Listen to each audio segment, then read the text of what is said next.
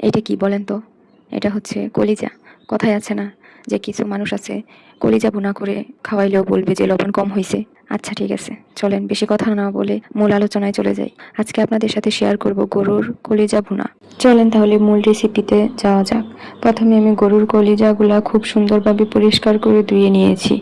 এরপর একটি পাতিলে কিছুটা পানি দিয়ে চুলায় বসিয়ে দিয়েছি। যখনই পানিতে এরকম একটু একটু বলক আসবে তখন ধুয়ে রাখা কলিজাগুলোকে গরম পানিতে দিয়ে দিব। একটু হলুদ দিয়ে দিব। কিছুক্ষণের জন্য জাল করে নিব। খেয়াল রাখতে হবে যেন বেশি সিদ্ধ না হয়। বেশি সিদ্ধ হলে কলিজাগুলা জুড় হয়ে যাবে। যখনই দেখবো উপর থেকে একটু কালারটা চেঞ্জ হয়ে আসছে, তখনই আমি এগুলোকে নামিয়ে নেব। আমি একটি ছিদ্র ঝুড়িতে এগুলোকে ঢেলে দিলাম পানিটা নিগড়ানোর জন্য। তারপর এগুলো ঠান্ডা হলে সুন্দর করে কেটে নিব। সাইজটা আপনারা আপনাদের মনের মতো করে রাখতে পারেন। আমি ছোট ছোট করে নিয়েছি। আমার মনে হয় কলিজা ছোট ছোট করে টুকরো করে রান্না করলেই বেশি টেস্ট হয়। চলেন এখন মূল রান্নায় যাওয়া যাক। প্রথমে একটি পাতিল আমি চুলায় বসিয়ে দিয়েছি। পাতিলে পরিমাণ মতো তেল দিয়ে তেলটা একটু গরম হয়ে আসলে সেখানে আমি পেঁয়াজ বাটা দিয়ে দিব। একটু কালার হয়ে আসলে সেখানে পরিমাণ মতো আদা বাটা আর রসুন বাটা দিয়ে দিব। একটু নাড়াচাড়া দিয়ে ভালোভাবে ভেজে নিব।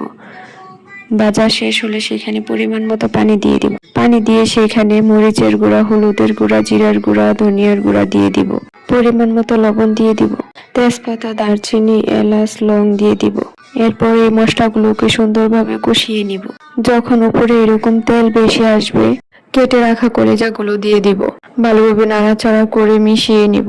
একটু জাল দিয়ে পরিমাণ মতো পানি দিয়ে দিব। পানি দিয়ে ঢাকনা দিয়ে ঢেকে দিব কিছুক্ষণের জন্য। একটু পরপর ঢাকনা খুলে নেড়েচেড়ে দিতে হবে। আমার চ্যানেলে আরও রেসিপি রয়েছে, আপনারা চাইলে ঘুরে আসতে পারেন। যখন পানিটা শুকিয়ে আসবে আমি নামিয়ে নিব। এই তো দেখেন হয়ে গেছে। আপনারা চাইলে একটু জোল রাখতে পারেন, তবে আমার মনে হয় এইভাবে ভুনা করলেই কলিজাটা অনেক টেস্ট হয়। আমি সবসময় এইভাবে রান্না করি। যারা ঝোল রাখেন তারা এইভাবে ট্রাই করে দেখতে পারেন। আর হ্যাঁ, কেমন হয়েছে রেসিপিটা কমেন্টে জানিয়ে যাবেন।